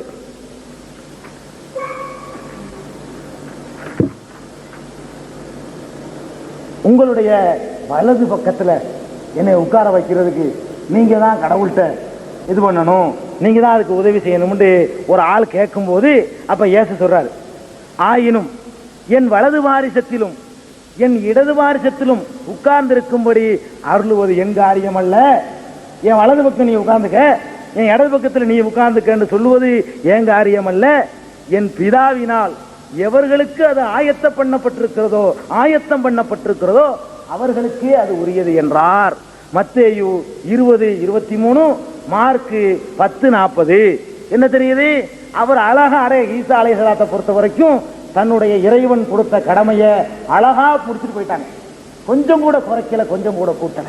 தனக்கு தெய்வீக அம்சம் உள்ளதாக தாவா செய்யவே இல்லை. தெய்வம் கடவுள் அவரை என்ன வேலைக்கு அனுப்புனானோ, கடவுள் எதுக்கு அனுப்புனா, ஒரு இறைவனை வணங்க வேண்டும், இறைவனை மாத்திரம் மகிமைப்படுத்த வேண்டும், இறைவனை சொல்லி தந்த போதகராக மாத்திரம் அவரை விளங்க வேண்டும் அப்படிங்கிறதுக்கு தான் அல்லாஹ் அனுப்புனா. இவ்வளவு அற்புதத்தெல்லாம் செஞ்சுட்டு கூட ஈசா அலைஹிஸ்ஸலாம் வந்து இந்த மாதிரி தன்னை கடவுள் தன்மை தாவா செய்யவே இல்லை. அவர் தன்னை ஒரு இடத்துலையும் தேவன்னு சொல்லலைங்க. அவரை பற்றி மற்றவங்க சொல்லியிருக்காங்களே தவிர நான் தான் தேவேன்னு ஒரு இடத்துலையும் கூட சொல்லலை. இன்னும் சொல்ல போனா இந்த மக்கள் இருக்காங்கல்ல, இவ்வளவு அற்புதத்தையும் செஞ்ச பிறகு அன்றைக்கு வாழ்ந்த மக்கள், சிந்தி உள்ள கிறிஸ்தவர்கள் தான் வழி தவறி போனார்களே தவிர இயேசு காலத்தில் இருந்தவர்கள் என்ன செஞ்சாங்க தெரியுமா? அந்த அற்புதத்தை பார்த்த உடனே நல்லா கவனிக்குது, முக்கியமான வசனம். ஜனங்கள் அதை கண்டு ஆச்சரியப்பட்டு, முக்கியமான வசனம், ஜனங்கள் அவர் காலத்தில் வாழ்ந்த ஜனங்கள் அதை கண்டு ஆச்சரியப்பட்டு மனுஷருக்கு இப்படிப்பட்ட அதிகாரத்தை கொடுத்தவராகிய தேவனை மகிமைப்படுத்தினார்கள். இந்த அற்புதத்தை பார்த்து இவரை மகிமைப்படுத்தல, அல்லாஹ் எவ்வளவு பெரிய சர்த்தன் அப்படி புரிஞ்சிருக்கிறாங்க மக்கள். அன்னைக்கு வாழ்ந்த மக்கள் எப்படி புரிஞ்சாங்கன்னு பாருங்க. ஜனங்கள் அதை கண்டு ஆச்சரியப்பட்டு இவருக்கு செஞ்ச அற்புதத்தை பார்த்து ஆச்சரியப்படுறாங்க. தெளிவா தான் அவங்க இருந்திருக்கிறாங்க. ஹிந்தி தான் பவுலடிகள் தான் கெடுத்தது. பவுலடிகள் வர்றதுக்கு முன்னாடி வரைக்கும் மக்கள் வந்து இயேசு செஞ்ச அற்புதத்தை எல்லாம் கடவுளுடைய சக்தி, கடவுள் நினைச்சா எதையும் செய்வார்னா புரிஞ்சிருந்தாங்கிறதுக்கு தெளிவான ஆதாரம். இயேசு காலத்து மக்கள் அந்த 12 சீடர்களையும் கூட தப்பு தவறுமா சொல்றாங்க. அந்த மாதிரியான உருப்படாத சீடர்களை உருவாக்கி இருக்க மாட்டாங்க. சஹாபாக்கள் ரசூல் ஸல்லல்லாஹு அலைஹி வஸல்லம் உருவாக்கின மாதிரி நல்ல நல்ல தோழர்களை தான் உருவாக்கி இருப்பாரு. அந்த நல்ல மக்களை தான் அவர் படைச்சு தயாரிச்சுட்டு போயிருப்பாரு. ஏன் ஆதாரம் மத்தேயு சொல்லுது, ஜனங்கள் அதை கண்டு ஆச்சரியப்பட்டு மனுஷருக்கு இப்படிப்பட்ட அதிகாரத்தை கொடுத்தவராகிய தேவனை மகிமைப்படுத்தினார்கள். மகிமைக்கு அங்க போயிட்டாங்க, இவர் பக்கம் வரவே இல்லை. என்னங்க இதுக்கு மேல தேவன், ஏங்க தெய்வம் தெய்வம் இருக்கிறீங்க, என்ன அர்த்தம் இருக்கு? ஏதாவது இருக்குதா? தெய்வம்னு சொல்றதுக்கு பைபிள்ல இருந்து வேற சில வசனங்களை அவங்க சான்றா காட்டுவாங்க. அது என்ன வசனம்? அவர்கள் எல்லோரும் ஒன்றாயிருக்கவும் பிதாவே நீர் என்னை அனுப்பினதை உலகம் விசுவாசிக்கிறதற்காக நீர் என்னிலேயும் நான் உம்மிலேயும் இருக்கிறது போல். பிதாட்ட சொல்றாரு இயேசு, நீர் என்னிலேயும் நான் உம்மிலேயும் இருக்கிறது போல் அவர்கள் எல்லோரும் நம்மில் ஒன்றாயிருக்கவும் வேண்டிக் கொள்கிறேன் அப்படின்னு இயேசு செஞ்ச ஒரு துவா பைபிள்ல இடம்பெற்றிருக்கு, பிரார்த்தனை. யோவான் 17வது அதிகாரம் 21வது வசனத்தில் இது இடம்பெறுது. இதுல இருந்து அவங்க என்ன சொல்றாங்கன்னா, நான் உம்மிலேயும் நீர் என்னிலேயும் ஒண்ணுக்குள் ஒன்னாயிட்டாங்க. கடவுளானதுக்கு ஆதாரம் காட்டுறாங்க. இயேசு கடவுள் தன்மை பெற்றாருங்கிறதுக்கு அவங்க தரக்கூடிய ஆதாரம் என்ன தெரியுமா? இயேசுவே தன்னை கடவுள்னு சொல்லி இருக்கிறாரான்னு கேட்டா இதுதான் காட்டுறாங்க. என்ன காட்டுறாங்க? நான் ஒண்ணுல இருக்கிறேன், நீ என்னுல இருக்கிற, நான் தானே நீ தானா, எல்லாம் ஒண்ணுதான் அப்படின்னு சொல்லி ஈசா அலைஹிஸ்ஸலாம் சொன்னதாக இந்த இருக்கு. இது சொன்னதை நாங்க மறுக்கல, சொல்லி இருக்கலாம். இதுக்கு இவங்க செய்யற அர்த்தம் சரியில்லை, இதுக்கு இவங்க செய்யற அர்த்தம் சரியில்லை. ஏன்னு கேளுங்க, அதனுடைய பாதியே மறுப்பா இருக்குது. பாருங்க எப்படி இன்னொரு படிக்கிறப்ப கவனிக்கணும், இதை கடைசி பாயிண்ட கவனிக்கணும். நீர் என்னிலேயும் நான் உம்மிலேயும் இருக்கிறது போல் அவர்கள் எல்லோரும், மக்கள் எல்லோரும் நம்மில் ஒன்றாயிருக்கும். நல்லா இதை விட்டுறாங்க. அப்ப ஒன்னில என்னிலங்கிறது அர்த்தம் வழங்குதா? இப்ப நான் ஒண்ணுல, நீ என்னுல, மக்கள்லாம் நமக்குள்ள, எல்லாம் நமக்குள்ள ஒண்ணுக்குள்ள ஒன்று பின்னி இருக்கிறோம்னா ஒரு நெருக்கத்தை அன்பை காட்டுறதுக்கு தானே தவிர உள்ளுக்கு வந்துட்டாங்கன்னு சொன்னா நமக்குள்ளே வந்துட்டாங்கன்னு இருக்கும். இயேசுக்குள்ள அல்லாஹ், அல்லாஹ்வுக்குள்ள இயேசு, நமக்குள்ள 2 பேர் இருக்கிறாங்க. இப்ப நமக்குள்ள இயேசுவும் இருக்கிறாரு. ஏன்னா அப்படித்தானங்க வருது. அவர்கள் எல்லோரும் நம்மில் ஒன்றாயிருக்கும். அவங்களுக்கு மக்களுக்கு இருக்குது. மக்கள் எல்லாம் நம்மில் ஒன்றாயிருக்கவும் வேண்டிக் கொள்கிறேன், அப்படிதான் வேண்டிக்கிட்டு இருக்கிறாரு. அப்ப நம்ம தான் அல்லாஹ் தான். இயேசு அல்லாஹ்னு சொன்னா நம்ம அல்லாஹ்வும் நாம தான், இயேசுவும் நாம தான். நாமே அல்லாங்க, நாமே இயேசுங்க, 2 மாவம் ஆயிரும். இயேசுவு கூட அல்லாஹ் மட்டும் தான் இருந்தாரு. நாமள்கிட்ட இயேசுவும் இருக்கிறாரு, அல்லாஹ் இருக்காரு. நான் 2 அர்த்தம் கொடுத்தான். அதான் அர்த்தம் இருக்கு. இதெல்லாம் ஒரு நம்மளாம் ஒண்ணுக்குள்ள ஒண்ணு சொல்ல மாட்டோமா? ஒரு ஆளை பார்த்துக்கிட்டு நாங்க ஒண்ணுக்குள்ள ஒண்ணு, ஒண்ணுக்குள்ள ஒண்ணு என்ன அர்த்தம்? உள்ள நுழைஞ்சு ஒண்ணுக்குள்ள ஒண்ணு ஆயிட்டோன்னு அர்த்தமா? ஒண்ணுக்குள்ள ஒண்ணுண்டா ஒரு சும்மா நெருக்கன்னு அர்த்தங்க. இது ஒண்ணுக்குள்ள ஒண்ணுங்கிறது கணவன் மனைவிக்கு கூட பைபிள் சொல்லுது. இதே வாசகம் இதை விட தெளிவா சொல்லுது. 2 பேரும் ஒண்ணு சொல்லி பாருங்க. அந்த வசனம் உங்களுக்கு தெளிவான விளக்கம் தரும். இத நிமித்தம் புருஷன் தன் தகப்பனையும் தன் தாயையும் விட்டு தன் மனைவியோட இசைந்திருப்பான், அவர்கள் ஒரே மாம்சமாயிருப்பார்கள். 2 தனித்தனியா தான் இருக்கிறாங்க. கர்த்தர் சொல்றாரு ஆதி ஆகமத்துல 3வது அதிகாரம் 34வது வசனத்துல சொல்றாரு, எப்படி கணவன் மனைவி 2 பேரும் ஒரே மாம்சமாயிருப்பார்கள். இப்ப 2 பேரும் ஒண்ணு ஒத்துக்குவீங்களா? பஸ்ல 2 பேரும் சேர்த்து ஒட்டிக்கிறதா விடுவானா? நாங்க ஒரே மாம்சம். அப்ப 2 வேற வேறதான். அப்ப வேற வேற தெளிவா தெரியுது. இன்னும் மார்க்ல சொல்றாரு, இது நிமித்தம் புருஷனானவன் தன் தகப்பனையும் தாயையும் விட்டு தன் மனைவியோட சேர்ந்திருப்பான்.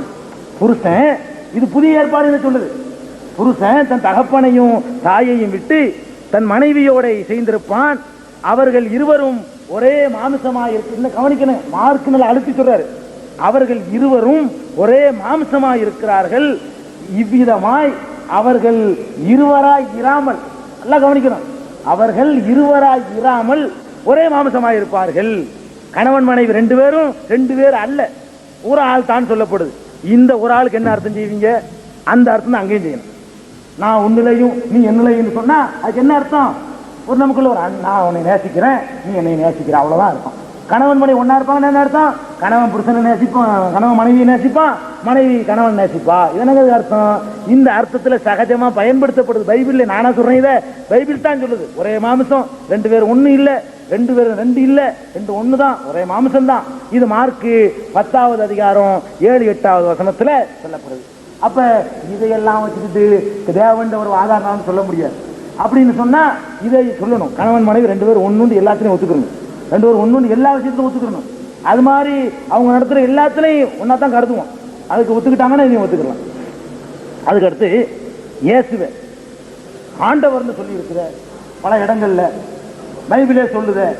ஆண்டவர்னு சொன்னதுனால நாங்க அவரை தேவர்னு சொல்றோம் அப்படின்னு சொல்றதும் வாதமும் வைக்கிறாங்க.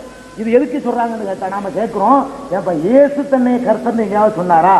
பின்னாடி உள்ள ஆளுக்கு, நம்ம மத்தேயு மார்க்கு லூக்கா இந்த ஆளுக்கெல்லாம் பிந்தி உள்ள ஆளுக்கு, அது வேதம் தலைப்பு பேசி இருந்தா ரொம்ப வெயிட்டா இருக்கு. நான் இப்ப சொல்லக்கூடிய விஷயங்கள்லாம் அதுதான் நான் அந்த தலைப்பு எடுத்தேன். அது பிந்தி பேசிக்கலாம், ரைட்டா, ஓகே.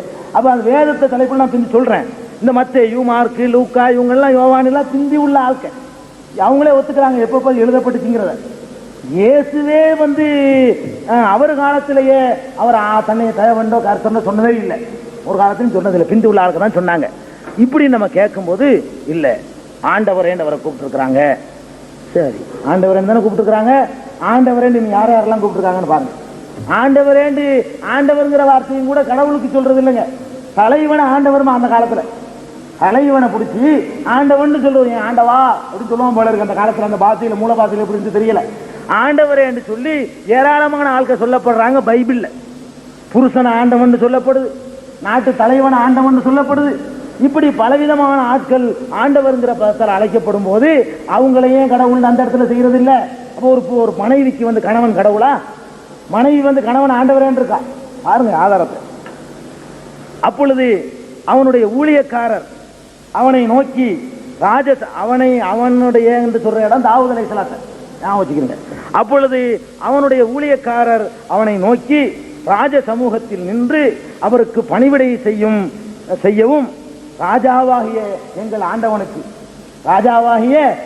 ஆண்டவனுக்கு சொல்லி தாவூத் அலைஹிஸ்ஸலாம் என்ற ராஜாவை ஆண்டவன் என்று சொல்லி இருக்கிறார்கள். ராஜாவாகிய எங்கள் ஆண்டவனுக்கு. ஏன் தாவூத் அலைஹிஸ்ஸலாத்தை கடவுள்னு சொல்லல? இது 1 ராஜாக்கள் 1வது அதிகாரம் 2வது வசனத்தில் இருக்குது. அது மாதிரி வீட்டு எஜமானுடைய வேலைக்காரன் அவனிடத்தில் எஜமான்ட்ட ஆண்டவனே, நீர் உமது நிலத்தில் நல்ல விதையை விதைத்தீர் அல்லவா? இயேசுவின் உதாரணம் சொல்லி காட்டுறார். மத்தேயுல 13வது அதிகாரம் 27வது வசனத்தில் சொல்லப்படுது. அப்போ ஒரு வீட்டுக்கு சொந்தக்காரன்ட்ட அவன்கிட்ட வேலை பார்க்குற ஆளு எப்படி சொல்லியிருக்கலாம்? ஆண்டவனேன்னு சொல்லியிருக்கிறாங்க. கடவுளுங்கிற அர்த்தமா? ஆண்டவர் என்ற தலைவர் அர்த்தம். ஒரு ஆளை தலைவர்னு சொல்ல மாட்டோமா? குடும்ப தலைவன், நாட்டு தலைவன், வீட்டு தலைவன், ஒரு நிறுவனத்துக்கு முதலாளி, இதுக்கெல்லாம் சொல்றது உண்டுங்க. அதுக்கப்புறம் அந்தப்படியே இது மத்தேயு 13:27. அந்தப்படியே சாராள்னா சாரா அலைஹிஸ்ஸலாம், நம்ம இஸ்மாயில் அலைஹிஸ்ஸலாமுடைய அம்மா, இசாக் அலைஹிஸ்ஸலாத்துடைய அம்மா. அந்தப்படியே சாராள் ஆபிரகாமை ஆண்டவன் என்று சொல்லி கீழ்ப்படிந்தாள். இப்ராஹிம் அலைஹிஸ்ஸலாத்துடைய மனைவி இப்ராஹிம் அலைஹிஸ்ஸலாத்து என்ன சொல்லியிருக்கிறாங்க? ஆண்டவன் என்று சொல்லி கீழ்ப்படிந்தாள் என்று சொல்லி பேதுரு என்ற அதிகாரம் புதிய ஏற்பாட்டில் உள்ளது. 3வது அதிகாரம் 6வது வசனம் சொல்லுது, வீட்டு எஜமானன் எழுந்து கதவை பூட்டின பின்பு நீங்கள் வெளியே நின்று ஆண்டவரே ஆண்டவரே எங்களுக்கு திறக்க வேண்டும் என்று. அது தொடர்ந்து போயிட்டு இருக்கு. வீட்டு எஜமானன் எழுந்து, ஆமா வீட்டு எஜமானன் எழுந்து கதவை பூட்டின பின்பு, வீட்டு எஜமானன் எழுந்து கதவை பூட்டின பின்பு நீங்கள் வெளியே நின்று ஆண்டவரே ஆண்டவரே என்று கதவை தட்டுனா திறக்குவாரான்னு ஒரு கேள்வி ஈசாளுக்கெல்லாம் கேட்கிறாங்க. அப்ப வீட்டு எஜமானன் ஆண்டவர்னு சொல்ல வேண்டும் வழங்குதுல. லூக்கா 13:25 இந்த வசனம் காணப்படுது. நம்முடைய ஆண்டவனாகிய தாவீதுக்கு தெரியாமல், இந்த கதை என்னங்கிறது பின் நான் சொல்லுவேன், யாரோடய நிப்பாட்டுறேன், இந்த ஆண்டவன்கிற வார்த்தைக்காக மட்டும் தான் எடுத்திருக்கிறேன். நம்முடைய ஆண்டவனாகிய தாவீதுக்கு தெரியாமல் அப்படின்னு ஒரு வாசகம் பைபிள்ல 1 ராஜாக்கள்ல 1வது அதிகாரம் 11வது வசனத்துல பயன்படுத்தப்படுது. இன்னும் சொல்ல போனா போப்பாண்டவருங்கிறாங்க, ஒரு ஆளை பிடிச்சிட்டு கடவுள் அர்த்தமா? போப்பாண்டவர் இருக்காரு இல்ல, போப்பாண்டவர் ஒத்துக்கிற மாட்டாங்க, அது ஒரு விஷயம். சில பேர் ஒத்துக்குறாங்க, சில பேர் ஒத்துக்க மாட்டாங்க. ஆண்டவர்னு சொல்லுவது கடவுளுக்கு உள்ளது இல்லைங்க, அதுக்கு சொல்றேன். ஆண்டவர்னு சொல்லுவது நல்ல மனுஷன், தலைவன், இது அர்த்தம் தான். அந்த பைபிள் பாச பிரகாரம் நாம அது கூட சொல்ல மாட்டோம், சந்தேகம் வர்றதுனால. நாம ஒரு ஆண்டவர் விளங்காம சொல்லுவோம். நாம இந்த மாதிரிலாம் ஒரு குழப்பம் வர்றதுனால இஸ்லாமியர்களை பொறுத்த வரைக்கும் ஆண்டவர்ங்கிற பதத்தை நம்ம யாருமே பயன்படுத்த மாட்டோம். ஏன், இதெல்லாம் வந்துருச்சு, அடுத்தது சரியா அனர்த்தத்தை புரிஞ்சுக்கிறாதனால, இந்த மாதிரி வந்துட்டதுனால கடவுளை கூட அவண்டு போட்டு விட்டுருவோம். ரெண்டுன்னு நினைச்சிடக்கூடாங்கிறது அவ்வளவு ஜாக்கிரதையா நம்மள இருந்துட்டு இருக்கோம். இது என் ஆண்டவனாகிய ஏசாவுக்கு அனுப்பப்படுகிற வெகுமதி அப்படின்னு சொல்லப்படுது. ஆண்டவனையே விட்டு போடுங்க, தேவனேன்னு சொன்னா கூட அது கூட கடவுளுக்கு சொல்ற வார்த்தை இல்லை. ஈசாவை தேவனேன்னு கூட யாராவது கூப்பிட்டு இருந்தா கூட மூசாவையும் தேவனேன்னு கூப்பிடப்பட்டிருக்கு. பாருங்க, கர்த்தர் மோசையை நோக்கி பார், உன்னை நான் பார்வோனுக்கு தேவனாக்கினேன். பார்வோனுக்கு மூசாவுக்கு தேவனாக்குறார் கடவுள். தேவன் சொல்லப்பட்டிருந்தா கூட கடவுள் அர்த்தம் கிடையாது. ஆண்டவரேன்னு சொன்னாலும் கடவுள்னு கிடையாது. தேவன் சொல்லப்பட்டிருந்தா கூட என்ன இல்லை, கடவுள்னு அர்த்தம் கிடையாது. ஆக இதையெல்லாம் வச்சுக்கிட்டு கடவுள்னு சொல்றதுக்கு ஆண்டவரேன்னு சொன்னாலும் சரி, பைபிள் பிரகாரமே பவுலடிகள் உண்டாக்குன சுவிசேஷத்தின்படியே தவிர பைபிள்ல உள்ள ஏற்பாடுகள் பிரகாரமே கூட ஈசா அலைஹிஸ்ஸலாத்தை ஒரு தீர்க்கதரிசி என்றுதான் சொல்ல வேண்டுமே தவிர அவர்களை கடவுள் அம்சம் பெற்றவராக சொல்வதற்கு இடமே இல்லை. கடைசியா ஒரு அம்சம் இஞ்சி இருக்குது. என்ன அம்சம்? அவர் வானத்துக்கு என்ன செஞ்சாரு, எடுத்துக்கொள்ளப்பட்டாரா இல்லை, நேர்ந்தாலும் வானத்திலான இருக்காரு. அவர் வானத்துக்கு எடுத்துக்கொள்ளப்பட்டதுனால அது ஒரு தனியான ஒரு சிறப்பு தானே. என்ன இருந்தாலும் அப்படின்னு சொன்னா அதுக்கு நிறைய பேர் இருக்காங்க, வானத்தில் எடுத்து சொல்லப்பட்டிருக்கு, அதுக்கு இருக்காங்க. ஏனோக்கு, இது ஆதியாகமம் 5:24 இருக்கு. ஏனோக்குன்னா ஒரு ஆளுக்கு பேரு. ஏனோக்கு மெத்தூசலாவை பெற்ற பின் 300 வருஷம் தேவனோட சஞ்சரித்து கொண்டிருந்து, 300 வருஷம் என்ன செய்றார் அவரு, தேவனோட சஞ்சரித்து கொண்டிருந்து குமாரரையும் குமாரத்திகளையும் பெற்றான். ஏனோக்குடைய நாளெல்லாம் 365 வருஷம். ஏனோக்கு தேவனோட சஞ்சரித்து கொண்டிருக்கையில் காணப்படாமற் போனான். தேவன் அவனை எடுத்துக்கொண்டான். அப்படின்னா இது வேற அர்த்தம் சொல்லிவிடுவாங்க. காணப்படாம போன மூத்தா போயிட்டான், அந்த அர்த்தம் இங்க சொல்லப்படுது அப்படின்னு கூட என்ன செய்யலாம், அர்த்தம் செய்யலாம். அந்த அர்த்தம் செய்ய முடியாம மண்டையில் அடிக்கிற மாதிரி அடுத்த வசனம் சொல்லுது பாருங்க. விசுவாசத்தினால ஏனோக்கு மரணத்தை காணாதபடிக்கு எடுத்துக்கொள்ளப்பட்டான். தேவன் அவனை எடுத்துக்கொண்டபடியினாலே அவன் காணப்படாமல் போனான். மூத்தா போகல ஏனோக்குன்னு ஒரு ஆள் இருந்திருக்காரு. இந்த ஏனோக்குங்கிற ஆளு மரணத்தை காணாதபடிக்கு மூத்தே ஆகாம மேல போயிட்டாரு. இவருக்காவது 3 நாள் கடவுள் தன்மையில் ரெஸ்ட் கிடைக்குது, 1.5 நாள். அந்த ஆள் என்ன பண்ணிருக்காரு, ஏனோக்குங்கிற ஆளு மூத்தே ஆகாம உசுரோடவே மேல போயிருக்கிறாரு அப்படின்னு சொல்லிட்டு பைபிள்ல எபிரேயர் அப்படிங்கிற அதிகாரத்துல 11:5 சொல்லுது. அவர்கள் பேசிக்கொண்டு நடந்து போகையில் இதோ அக்கினி ரதமும் அக்கினி குதிரைகளும் அவர்கள் நடுவாக இருவரையும் பிரித்தது. எலியா சுழற்காற்றிலே பரலோகத்துக்கு ஏறி போனான். இது நிறைய பேர் பார்த்திருக்கிறாங்க, நல்லா கவனிக்கணும். எலியா பரலோகத்துக்கு சுழற்காற்றில் ஏசு போனதை ஒருத்தர் பார்த்ததாக சொல்லவே இல்லை. இப்படி மேலே போனதை நான் பார்த்தேன் பைபிள் ஒரு இடத்துலையும் வரல. வந்தாரு, மீன் சாப்பிட்டாரு, உப்பு கண்டு சாப்பிட்டாருன்னு தான் சொல்லப்படுதே தவிர மேலே ஏறி போனதை பார்த்ததாக சொல்லப்படலை. எலியா மேலே போயிருக்கிறார், மேலே போன வழியும் சொல்லப்படுது. அவர் காத்து சொல்லன்று அப்படியே ஆளை தூக்கிட்டு போறதை பார்த்துருக்கிறாங்க. இதை அறிவிக்கிறது யாரு? இந்த மத்தேயு மார்க்கு மாதிரி ஆளுக்கு அறிவிக்கல, பிந்தி வந்த ஆட்கள்லாம் அறிவிக்கல. இதை அறிவிக்கிறது யாருன்னு பாருங்க.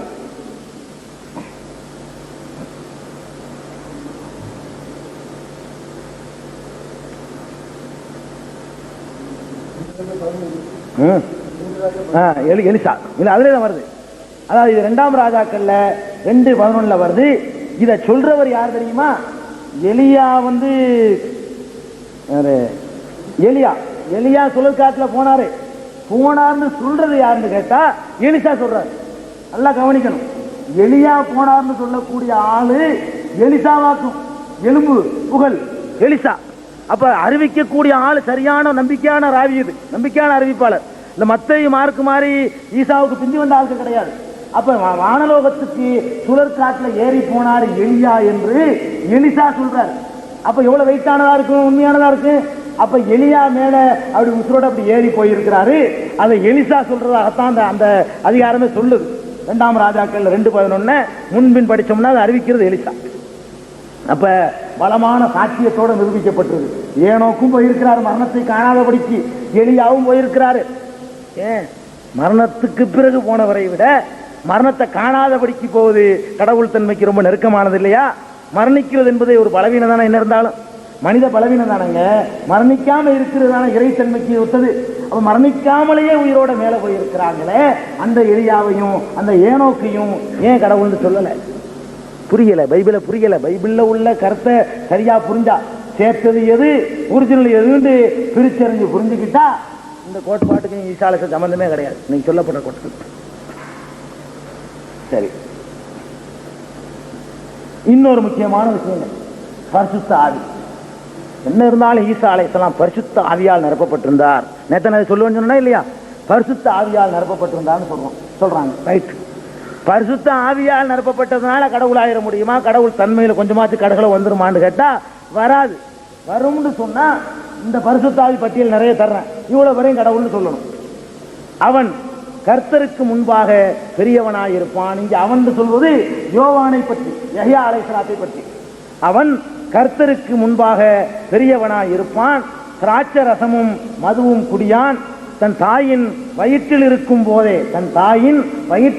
போதே பரிசுத்த ஆவியால் நிரப்பப்பட்டிருப்பான். தேவ தூதன் கெப்ரியேல் என்று சொல்லக்கூடிய ஜிப்ரீல் அலைஹிஸ்ஸலாம் இந்த வார்த்தையை சொல்றாங்க. தாயின் வயிற்றில் இருக்கும் போதே பரிசுத்த ஆவியால் நிரப்பப்பட்டிருப்பான் என்று லூக்கா 1:15 சொல்லுது. அப்ப பரிசுத்த ஆவி நம்பர் 1 யாரு? யஹ்யா அலைஹிஸ்ஸலாம், யோவான். எலிசபெத் யஹ்யாவுடைய அம்மா, யோவானுடைய அம்மா, சக்கரியாவுடைய மனைவி. எலிசபெத் மரியாளுடைய வாழ்த்துதலை கேட்ட பொழுது அவளது வயிற்றில் இருந்த பிள்ளை துள்ளிற்று. எலிசபெத் பரிசுத்த ஆவியினால் நிரப்பப்பட்டிருந்தாள். லூக்கா 1:41. யஹ்யாவுக்கும் பரிசுத்த ஆவி, அங்க அம்மாவும் பரிசுத்த ஆவி, யோவானும் பரிசுத்த ஆவிங்க. யோவான பெற்ற எலிசபெத் இருக்கிறாங்களே, அவங்களும் பரிசுத்த ஆவியால் நிரப்பப்பட்டிருக்கிறாங்க. அவங்க மட்டும் இல்ல, யோவானுடைய தகப்பனாரை பற்றி, அவனுடைய தகப்பனாகிய சக்கரியா பரிசுத்த ஆவியாலே நிரப்பப்பட்டு தீர்க்க தரிசனமாக 1:67 லூக்கா. அப்ப இது மாத்திரம் இல்ல, இயேசுவுக்கு பரிசுத்த ஆவி இருந்துச்சுங்க. இருந்த ஆவி என்ன பண்ணுச்சு? ஒரு கட்டத்தில் விலகி போயிடுச்சு. இருந்த ஆவி ஒரு கட்டத்தில் விலகி போச்சு. நான் நேரத்தை சொல்லியிருக்கிறேன். மத்தேயு 3:16 எடுங்க. 3:16.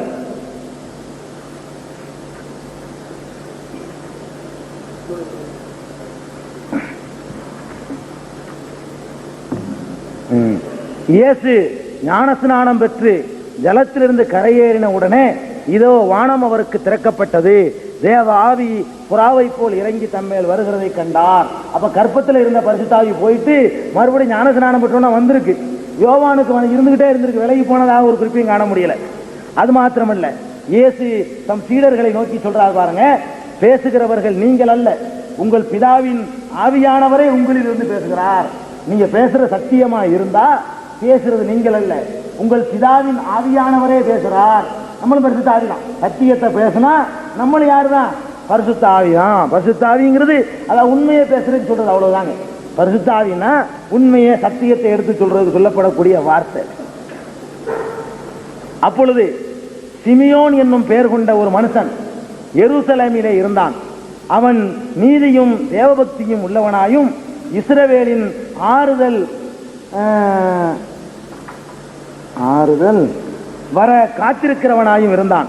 அவன் மேல் பரிசுத்த ஆவி இருந்தார். சிமியோன் ஒரு ஆள் இருந்திருக்காருங்க. அவரை பத்தி லூக்கா சொல்றாரு 2:25 சிமியோன்கிற ஆள்ல அவனுக்கு மேல பரிசுத்த ஆவி இருந்தார் அப்படின்னு சொல்லப்படுது. இந்த சங்கதிகளை குறித்து நாங்கள் அவருக்கு சாட்சிகளாக இருக்கிறோம். தேவன் தமக்கு கீழ்ப்படுகிறவர்களுக்கு தந்தருளின பரிசுத்த ஆவியும் சாட்சி என்றார்கள். யாருக்கெல்லாம் பரிசுத்த ஆவி இருக்கு? யாரெல்லாம் தேவனுக்கு கீழ்ப்படிஞ்சு நடக்கிறாங்களோ அவங்களுக்கெல்லாம் தேவன் பரிசுத்த ஆவியை தந்தருளுகிறார் அப்படின்னு தான் அதுக்கு அர்த்தம். அவன் பர்னபான்னு ஒரு ஆளை பற்றி சொல்லப்படுது. இது அப்போஸ்தலர் நடவடிக்கைகள்ல 5:32 இருக்குது. இப்ப வாசிக்க போறது அதுலயே 11:24. அவன் தான் பர்னபாஸ்ங்கிறவங்க அந்த ஆளு. அவன் நல்லவனும் பரிசுத்த ஆவியினாலும் விசுவாசத்தினாலும் நிறைந்தவனுமாய் இருந்தான். பரிசுத்த ஆவி பர்னபாவுக்கு இருந்திருக்குது. அது மாதிரி அப்பொழுது விசுவாசமும் பரிசுத்த ஆவியும் நிறைந்தவனாகிய ஸ்தோவானையும் பிலிப்பையும் பிரகோரையும் நிக்கோனோரையும் தீமோனையும் பர்மனாவையும் யூத மார்க்கத்தமைந்தவனான அந்தியோகிய பட்டணத்தானாகிய நிக்கோலாவையும் தெரிந்து கொண்டு சொல்லுவது. இங்க என்ன வருது? அப்பொழுது விசுவாசமும் பரிசுத்த ஆவியும் நிறைந்தவனாகிய ஸ்தோவான்கிறால் பரிசுத்த ஆவி நிறைஞ்சிருக்காரு. பிலிப்பையும் பிரகோரையும் நிக்கானோரையும் தீமோனையும் பர்மனாவையும் யூத மார்க்கத்தமைந்தவனான அந்தியோகிய பட்டணத்தானாகிய நிக்கோலாவையும். இவ்வளவு பேருக்கு என்ன இருந்திருக்கு? பரிசுத்த ஆவி இருந்துச்சு. அப்போஸ்தலர் நடவடிக்கைகள்ல 6:5 சொல்லுது. உன்னிடத்தில் ஒப்புவிக்கப்பட்ட அந்த நற்பொருளை நமக்குள்ளே வாசம் பண்ணுகிற பரிசுத்த ஆவியினாலே காத்துக்கொள் அப்படின்னு சொல்லி 2 தீமோத்தேயுல 1:4 சொல்லுது. தீர்க்க தரிசனமாவது ஒரு காலத்திலும் மனுஷருடைய சித்தத்தினாலே உண்டாவதில்லை. தேவனுடைய பரிசுத்த மனிதர்கள் பரிசுத்த ஆவியினாலே ஏவப்பட்டு பேசினார்கள். பரிசுத்த ஆவி இயேசுவுக்கு ட்ரேட்மார்க் இல்லை. யாரெல்லாம் உள்ளதை பேசுறாங்களோ அவங்களுக்கெல்லாம் பரிசுத்த ஆவி என்று சொல்லப்படுது. கணக்கு வழக்கு இல்லாத பரிசுத்த ஆவி. அதை விட்டுருங்க.